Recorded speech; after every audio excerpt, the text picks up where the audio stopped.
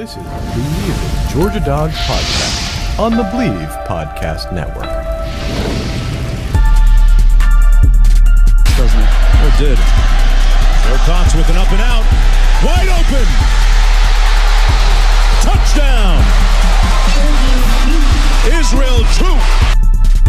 Snap to Young. Drops back. Pressure from the edges. He throws near sideline. And it's intercepted. Intercepted. Keely Ringo at the 21. Off he goes. 40, 50, 45, 40, 35, 30. Near sideline. Breaks the tackle. 20, 15, 10, 5. Touchdown. Touchdown. Touchdown. Georgia. Good evening, neighborhood. How about them Dawgs? 32, 18. Let the celebration begin. All right. What is up? It's the Bleav in Georgia Dawgs podcast on the Bleav Network. Coming at you on the video side from Brinks TV. Joining me on the other side from South Georgia. He is a Gator, but we won't hold it against him. He is a better kind of Gator than the Florida variety. He is a Ware County Gator. It's Israel Troop, man. What's up? What's up, brother? Glad to be back. I know it's been a while since the airways have seen my face or heard my voice. We're knee deep in football season, so I just try to figure out times and everything to get together. So it's been rough for us, but we're back, and we're gonna keep it going. Don't worry. Absolutely, man. Well, summer camp can be rough sometimes, and it's shows can be here, there, and everywhere, and especially when you're starting a new gig, it can be a little difficult. I'll get to you in just a second on that, but I do want to let us know that the show is brought to you by Betonline. It's the fastest, it's the easiest way to wager on all your favorite sports, contests, and even events with first-to-market odds and lines. You can find reviews and news for every league, including Major League Baseball, NFL, NBA, NHL, combat sports, esports, and even golf. And if you wanted last-minute lineup news on Atlanta United from the MLS, you could probably get that as well. But BetOnline continues to be the top online resource for all your sports information, from live in-game betting, props, and futures. So head to BetOnline today or use your mobile device to join today to make your first sports bet. Use our promo code BLEAV50 to receive your 50% welcome bonus on your first deposit. BetOnline, it's where the game starts. So, first of all, whoever wrote that script is testing my reading abilities this evening. So, it's like some of those lines. I'm like, huh? Wait a second. But anyway, how's things going down there in Waycross? Man, it's going good. We had a good scrimmage, good showing in the rain against the Cairo Syrup Makers. They were the number 5 team in 4A at the time. Really good ball club. We had a great showing. This weekend, today we play Appling. Same team we started off with last year when I was at Monroe. Starting off again with them when I'm at Ware. They are the number 5 or number 7 team in 2A. They're a really good ball club. They get after it. Don't let the 2A fool you. They are a very, very good team. They beat some quality 7, 6, and 5A teams last year. So this will not be a cakewalk for us. How did y'all fare against them at Monroe? We got our eyes beat in. There you go. But at the same time, if we could have blocked a little bit up front, a little bit better, I think the outcome would have been a little bit closer. If not, we had won. But they're a really, really good ball club. So, and this ain't gonna be a cakewalk for us tomorrow. And this is officially game 1, right? Yeah, this is officially game 1. I got my season beard growing. There you go. Got a little bit more grays because this week was a rough week. Monday and Tuesday was terrible for us. It was just one of those days, focus days for our kids. Yeah. But we picked it up the last 2 days. So how far into school are you? Because that plays a part in it. We are next week could be 4 weeks in next week. Oh wow, okay, yeah, we're on week 2 now of the school year. We are officially game 1 against Kenwood. Dude, I'm telling you, man, and I know you've kind of heard the stories from last year. We're not even close to the team that we were last year. We're so much better. We're on so much better of a track. Our guys are, you know, we practice on the softball field, like when soccer is using the game field, when soccer is using the stadium. And every time we go over to the softball field, you could bank that it's going to be a terrible practice, right? Oh yeah. Like there's no doubt about it. Like there's grass growing in the dirt of the softball field. I mean, you know, it's kind of bare. We do a good job of wearing that grass out, making sure it gets plenty of love. You play softball in the springtime? Yeah, we play softball in the spring. Oh, ours is backwards. We play softball in the fall.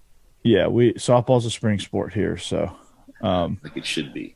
That it absolutely should be, and that's a good thing for us because if it wasn't, we would have nowhere to practice. That would be weird. We'd probably have to go across the street to this church that has this small pitch of grass anyway. So, but we had a really good practice today. We had a really, really good, smooth Thursday practice. You know, everything was good. So it's always good when it's a Thursday practice. And so hopefully that carries over. This team 62-pieced us last season, so we got a little something for them. Absolutely. So I'm hoping we hold a grudge against those guys. Absolutely, I'm hoping we can get the pedal to the floor and keep it there, and run it up on them a little bit. So that'll be fun. Our kids are excited. They're pumped. They're ready to go. Offense has been kind of a struggle this summer, just getting on the same page and things like that. But you know, I think we're starting to think we found some things that we like, and you know, we added a new run scheme late last week. We didn't run it in Jamboree, obviously, but we installed it last week, and we've been running it. So we're ready to go. Ready to go. So we got 2 run schemes now, and it's looking good. The second run scheme might be better than the first one, actually. You got to stop it. Mm-hmm. And we got some things off of it. We got some wrinkles off of it, so that'll be fun. Absolutely. That's what you got to do. You got to make it simple, but complex to the defense. That it is. We got some stuff going on behind it and some stuff on the horizon that we can just keep building on it. And I think it can be a whole package of plays. And we might, by like week 3 or 4, we might be able to run our entire offense through this one run scheme. Okay.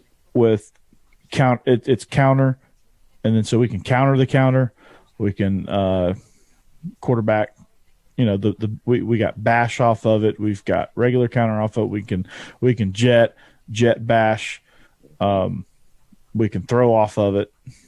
You know, throw some screens off of it. Eventually RPO it. Yeah, Clemson made a living doing it. Mm-hmm. They did, and hopefully Hillwood will too. So, but let's get into the Dogs now. They're in the thick of it, and preseason camp just had a scrimmage this past Saturday.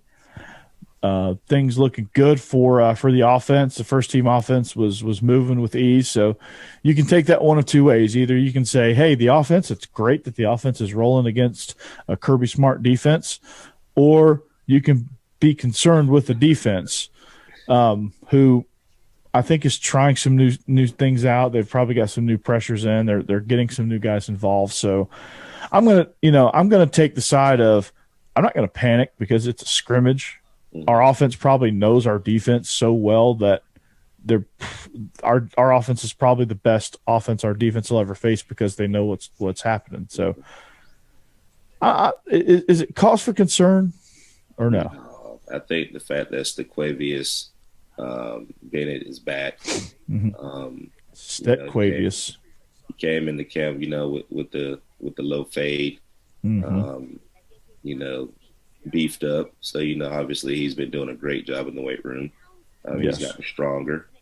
He's 2 years into this offense now, which is great, So, of course, they're going to be ahead just a tad, especially with the defense replaces. I'm not going to say replacing guys. Their roles are a little bit different because they all played last year. Yeah. They're no longer role players. They're now stars, trying to fit the scheme. It's a slightly new scheme too. Yeah, I mean, getting adjusted to being an every down player, not just a role player. So there's a lot of wrinkles that goes into camp. So this is no need to panic. No, I think I'd be panicking if both look like doo doo. That's yeah, panic. because one's ahead of the other simply because the players on the other side of the ball. I think that's a good thing. Some years the offense is gonna have it. Some years the defense is gonna have it. So it does indeed be like that sometimes. Yeah, and I think this also proves that Kirby Smart isn't as stingy with the defense as you may think, because if there's some new wrinkles, it's telling you that he's really kind of trusting Will Muschamp and Glenn Schumann to kind of put the stuff together. I mean, he's going to obviously have his input. He's the head coach. He's entitled to that. But he's kind of letting them go with it, right? It feels that way, right? It's just like Nick Saban. It's Nick Saban's defense. They just got a new defense coordinator. Yeah. Well, it's Kirby Smart's defense, but they just got somebody else calling it. At the end of the day, we all know who that call is going to go through. We all know it's going to go through him. Yeah, unless he forgets to change the channel on the headset. And I doubt that ever happens in the middle of a game. No, not at all. But the fact that, he's allowing that to happen, he's encouraging it to happen, the kids are embracing it. I think it's great for Georgia football. I think it's a recipe to repeat. Absolutely. I'm so excited. So the question is, like, the linebacker spot was, I guess, the biggest area of concern coming in, because you lose so much talent. You lose three guys, Quay Walker, Nakobe Dean, and Channing Tindall, to the NFL draft at the inside linebacker spot, and replacing is not really the right word, but like just having that production gone and trying to recreate that, maybe in a slightly different way. But is Jamon Dumas Johnson, is he the next in line guy? I mean, he's having a great camp, I've heard. He's really popping off the page, and that's his nickname, Pop, because he looks about 35 years old. He's the next guy in line. You saw him in the spring game. Dude just packs a punch, man. And, I think to me, it just seems like he's kind of taken over that defense, and it sounds like he's taken over in a leadership position. But Smail Mondon is another name that I'm hearing a lot that's having a good camp, had a great scrimmage. And then some of the other younger guys on that defense, the linebacker spot. Like, how do you feel about the linebacker spot? Besides Jamon Dumas Johnson, who else is going to step up, you think? Between Dumas and Mondon, I think it's a toss up. It just depends on what they got going in. Are we going to be more 4 down this year? Are we going to be 3-4? It just depends on the defensive package that goes in. I think between Dumas and Mondon, who they've been raving about since camp even started, those two guys you hear on a regular basis. As far as guys that are going to step up and replace the productivity that we had last year. And then when you look at it, it just depends on who else is going to step up. You hear those two, but who else is it going to be? Who's the third guy? So at this particular moment in time, I can't really say who I think it's going to be. Because it changes so frequently. It changes every day, but those two are consistent. And you just as well as I do as a coach, you're looking for the consistency. You can't be up and down. Who's going to be your every down guy? And I think that third linebacker spot is up in the air right now. It is, and there's a lot of guys that are, there's a lot of guys that are coming after that. Michael Williams is somebody that you're hearing a lot from. But again, it's just it's just a revolving door of these young guys that are, that you're hoping will somebody will pop up. Somebody will. Absolutely. I mean, they're competing. Will be in there.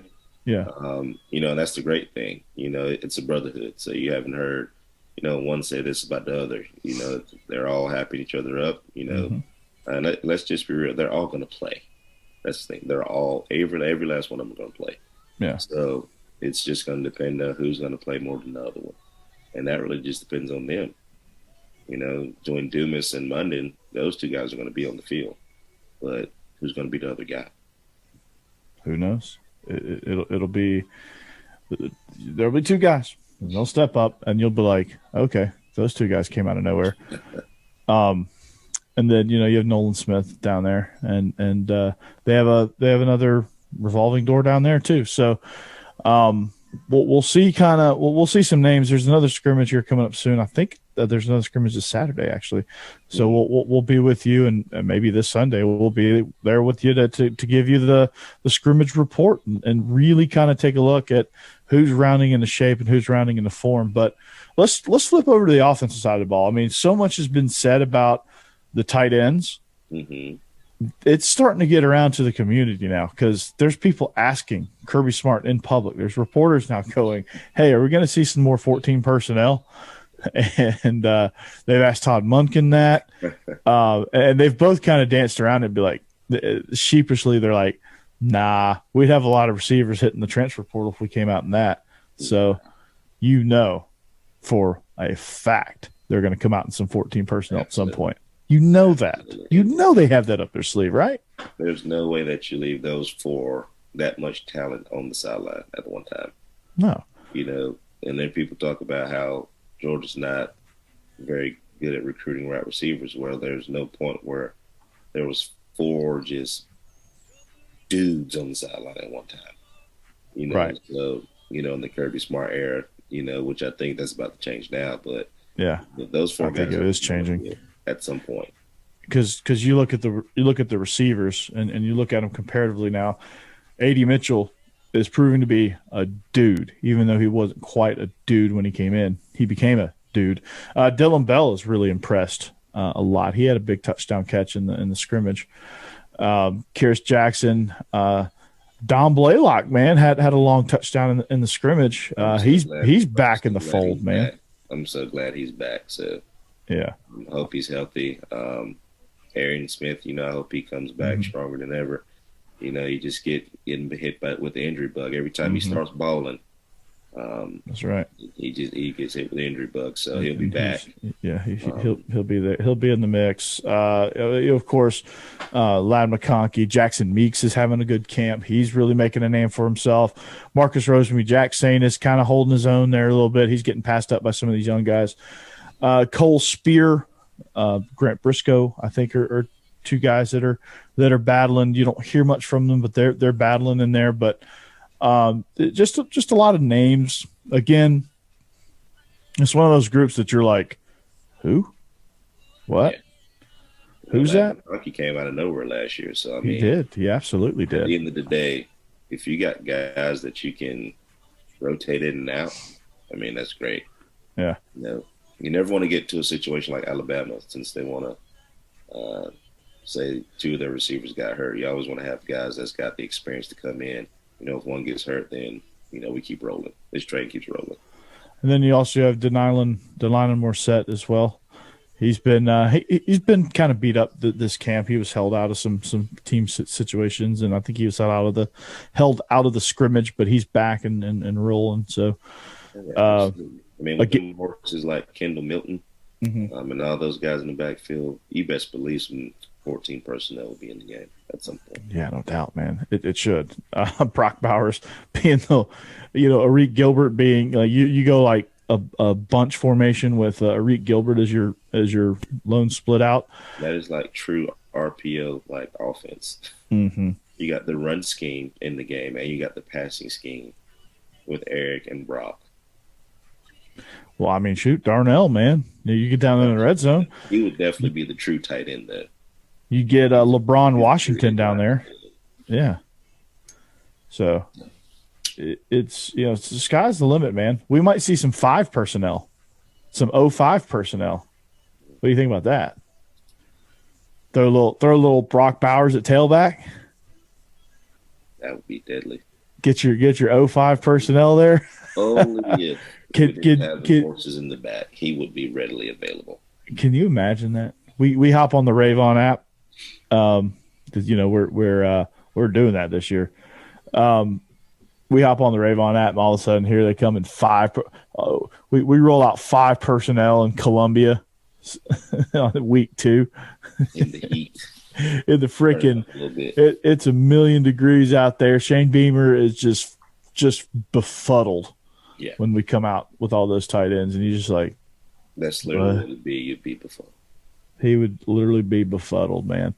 You got Brock Bowers at tailback. You got Riley Good coming in as your 5th tight end. Oscar Delp obviously be your 4th tight end, but that'd be hilarious. I would love to see that. But your pecking order at running back is Kenny McIntosh, Kendall Milton, Dawan Edwards, Andrew Paul, Branson Robinson.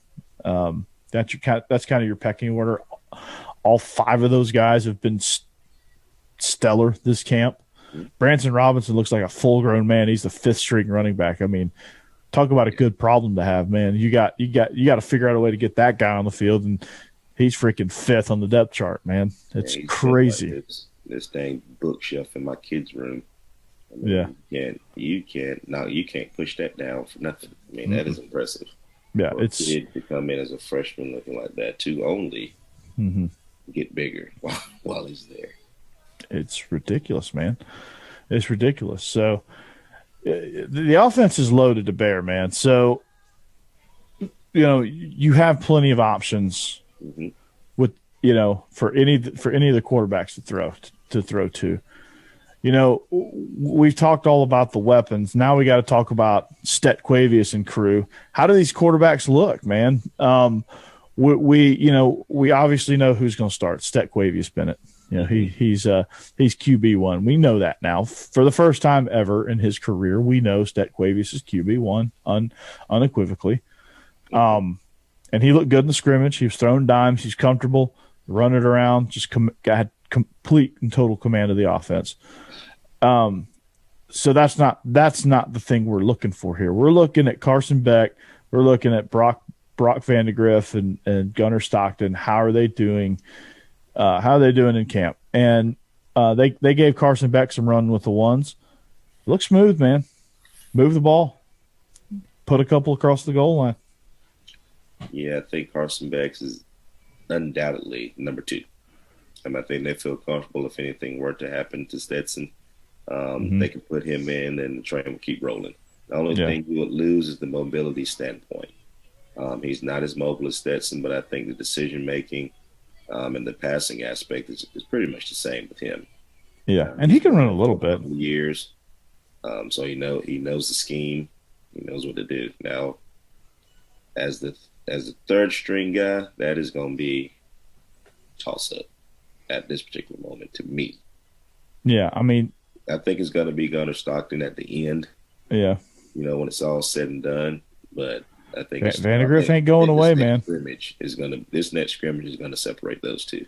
Yeah, Vandegrift ain't going away. Vandegrift had a good day. The offense overall had a good day. There's just a ton of weapons. Yeah. Like, For how the could you first not? time in a long time, that has just been weapon after weapon. Yeah. That you can use. And this again, we have a lot of weapons at our disposal. We shouldn't ever use the lack of receivers as an excuse for anything. No. If A.D. Mitchell goes down, that shouldn't be an excuse. Yeah, no. Now you just throw another tight end. Just put in a Reed Gilbert as wide receiver 1. Be done with it. Go 14 personnel, put Ladd McConkey in there in the slot. Let him go to work. Yeah. It's real simple now. Now we're to the point to where how do you keep everybody happy? You're not. Now you're not. You're just that grand scheme of it. You're just not. All these weapons. How do you keep them happy? You're just not. I mean, the tight ends just enjoy being here. But there's going to be 2 of these receivers that are gone next year. Yeah. Vandegrift or Gunnar are going to be gone next year. Whoever doesn't win the QB3. That's a fact. I think Gunnar will stay though. Vandegrift will deal. Yeah. I think Gunnar's going to win QB3, so he'll stay. And then he'll compete for QB1 next year, which I think he can. I think given a full year in the system, I think he can go out and beat Carson Beck. Yeah. Because Carson Beck is making minimal gains. Still really good. But I think Gunnar Stockton has a higher ceiling. Absolutely. The fact that he can use his legs. Mm-hmm. He has a cannon arm as well. I mean, like I said, I watched him against Thomasville last year. I mean, the kid's bloody, beaten, and he comes right back out. You know, He so just clearly keeps on. he's tough. Just keeps on. And for him to even go to Georgia after Vandergrift signed just shows that he's not scared of competition either. He's like, bring it on, man. And for people to say that, oh, well, he's done. He didn't look good against Thomasville, so if he can't beat Thomasville, how does he expect to go in there and beat Auburn on the road? He has a recruited offensive line in front of him. Mm-hmm. So Exactly. that's the difference. Yeah, and that's, you hear that and you're just like, you know, you kind of do one of those numbers. You're like, guys, like apples and oranges, man. It's like high school. Thomasville's defensive front, Raven County's offensive front. There was no comparison. They're high school kids, man. Like, really? They're kids. Teenagers are teenagers, man. Like, they're just gonna have those days, those games occasionally, right? Yeah, and there was nothing they could do about this last one, though. Nothing they could do. Mm-mm. They owed them that one. Mm-hmm. They did, So, and it happens.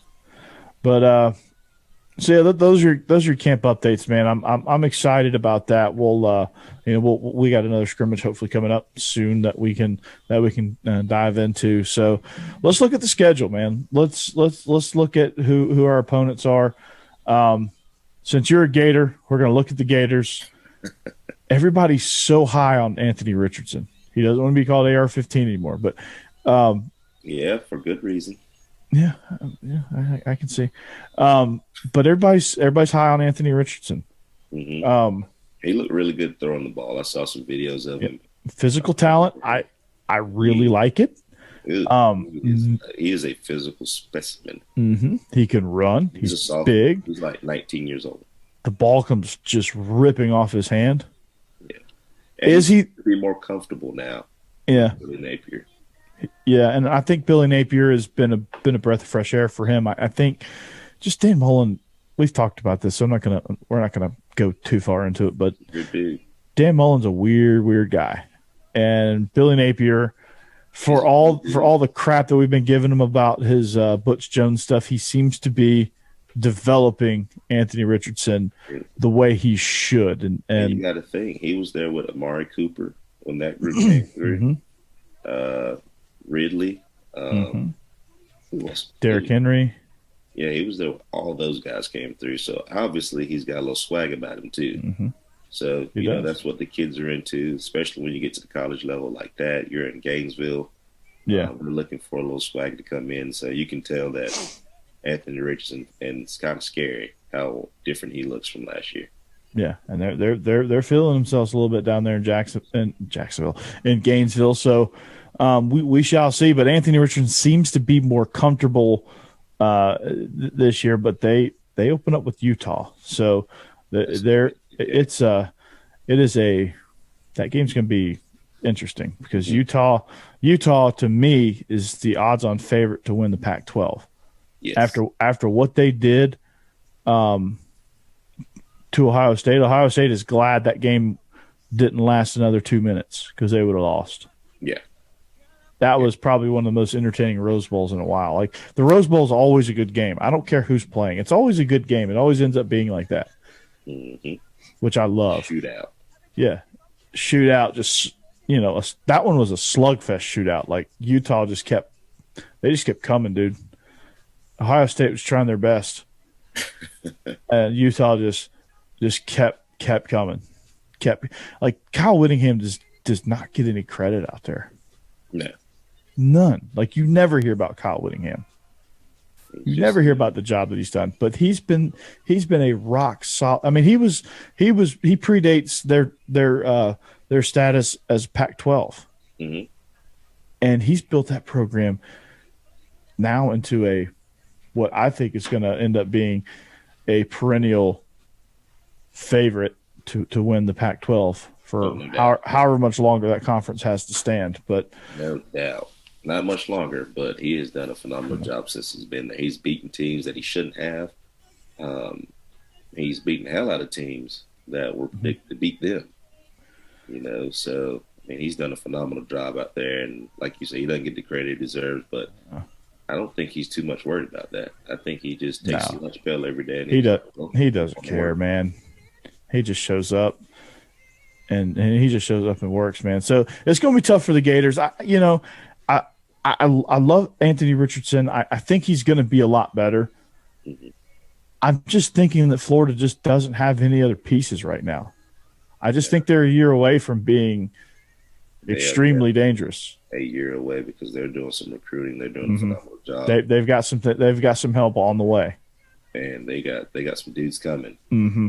So if you're going to get Florida, you better get them now, because they don't return a whole lot of experience, and the experience they do return is not very good for Florida standards. I mean, they're good players. Don't get me wrong, but they're not what you would say are Florida players that you would look at and go, the third best team in Florida last year. So that's saying a lot. Yeah. Considering Florida State is also over there. Mm-hmm. And Florida State's much improved too, but I think Miami's going to be the best team in Florida this year. But both teams have got some things coming. Mm-hmm. They got some help coming. So Florida will be back. Tennessee is again also they're in good shape, but we'll see what they have defensively. See if they still have enough in the tank to be able to compete. Things out of Knoxville, man, and it sounds scary. I'm glad we got them at home. That Heupel offense was really good last year, and it has been good. Mm-hmm. Can the defense keep up? That's always the story. That is going to be the story. Can you keep up with them? Because we know what you're going to get. Right. Exactly. So Florida, I just think Florida's not quite there yet. So they'll enjoy a very, very tough, a very tough, hard fought fourth place finish in the East is kind of where I've got them right now. That could certainly change for better or for worse, but they're gonna, they're not one of those teams that you're gonna be able to come in and roll over like those Jim McElwain teams. Yeah, no, you can maybe do that at all. Mm-mm. I mean, they're gonna come in, they're gonna fight year one. They're gonna run out of gas, but for 3 quarters, it's gonna be an all out brawl. Mm-hmm.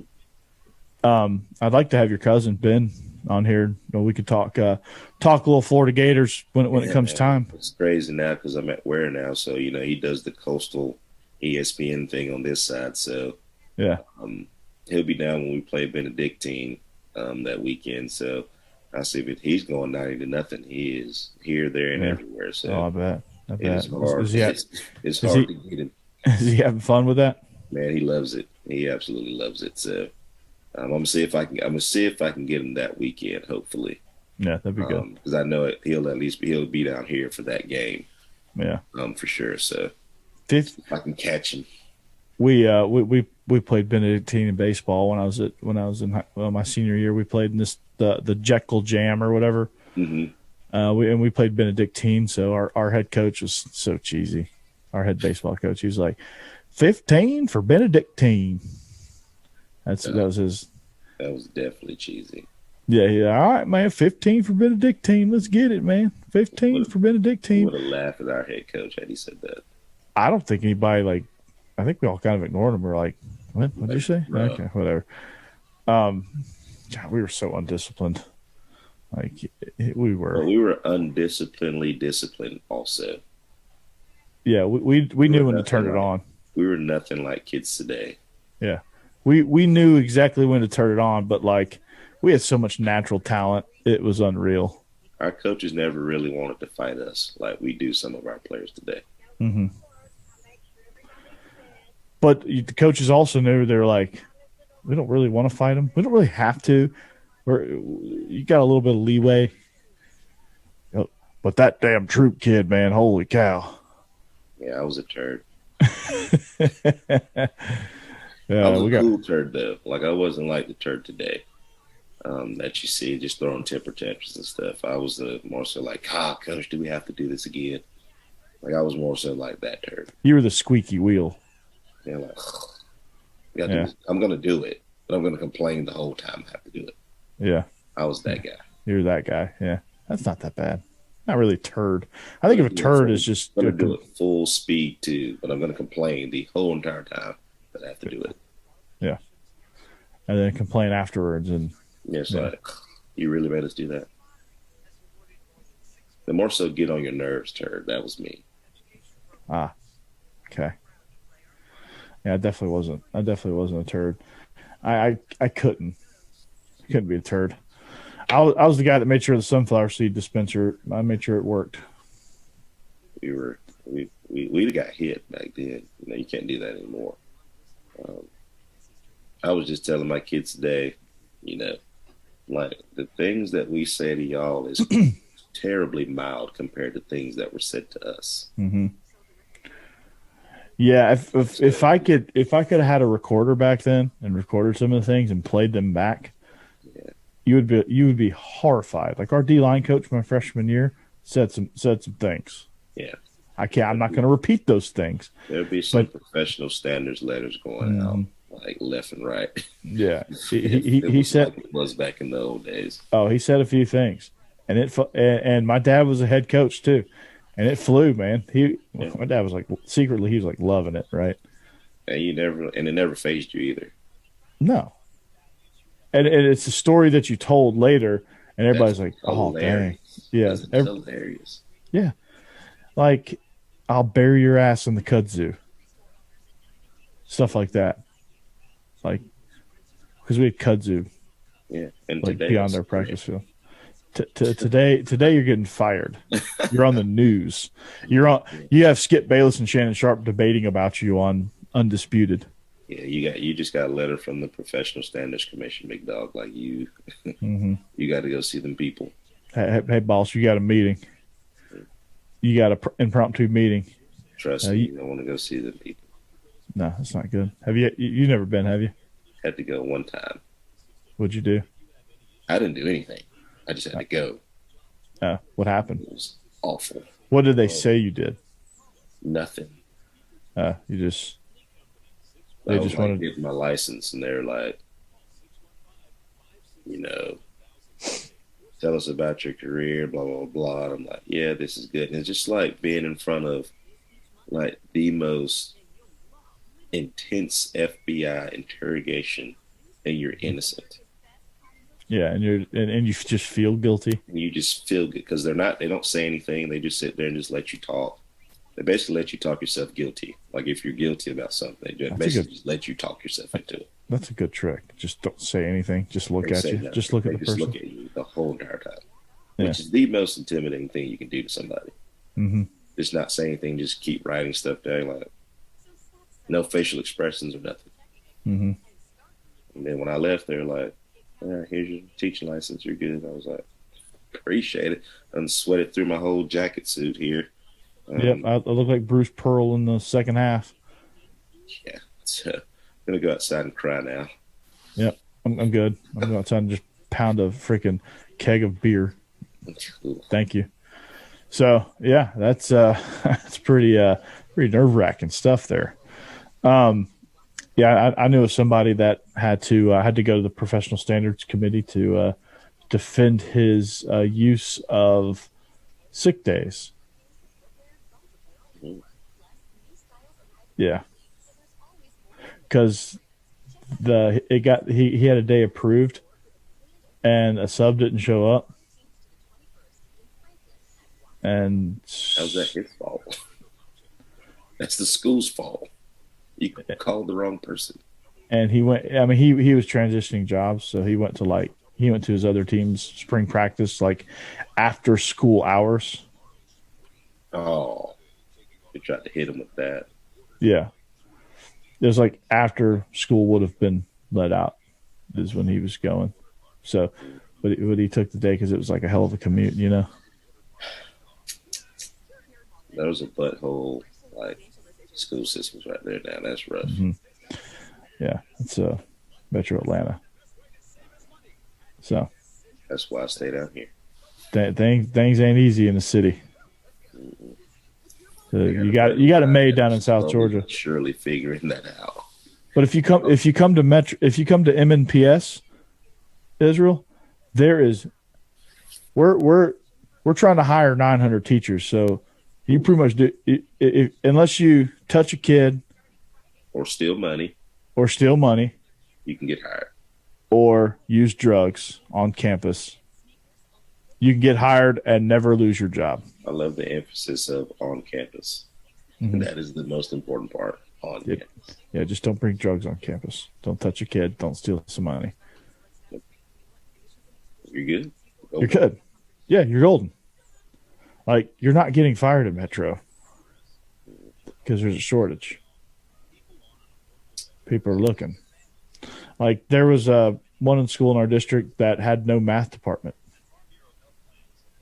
No math teachers whatsoever. Math, science, social studies, and English is kind of important. Yeah, they couldn't hire a math teacher. Nobody wanted to work there. Sounds like y'all need help for real. Yeah, you want to teach math? No, dog. You good? Mm-hmm. I don't know. When they started putting letters and numbers together, I don't mess with that crap. Nope, not at all. How's your English classes going? It's going good. It's all on the computer. Kind of despise being in the classroom again, but it's not bad. Mm-hmm. It's all on the computer. So there you go. Hey, you just facilitating it, man. That's it. Just sit down and do your work. I promise you'll pass this class. You will go to the next reading level of your Lexal score if you just do what I tell you to do. Yeah, just follow this. I promise you. I got you. And I won't throw a football at your head. Nope. No. So, okay. Well, here we go. Our last Thursday show, at least for a while. So we're going to wrap this thing up, man. We're going to say goodbye. But it's not goodbye. It's just see you later on a different day. Make sure you subscribe. Make sure you leave a comment. Make sure you leave a review, that 5-star review. We had just got picked up by TuneIn Radio. So Bleav has 2 channels on TuneIn Radio, Bleav Radio and Bleav Football. 2 channels just picked up on TuneIn Radio. Got that email yesterday, so that's exciting. They're still trying to get all of our shows onto SiriusXM, so that will be fun. But you can continue to find us here on all social media platforms at Bleav in Dawgs. You can follow Israel on Twitter and Instagram at Troopstar28. Follow me at Coach Burton36, at Coach Corey Burton on Instagram. You can follow us, like I said, all social media platforms at Bleav in Dawgs.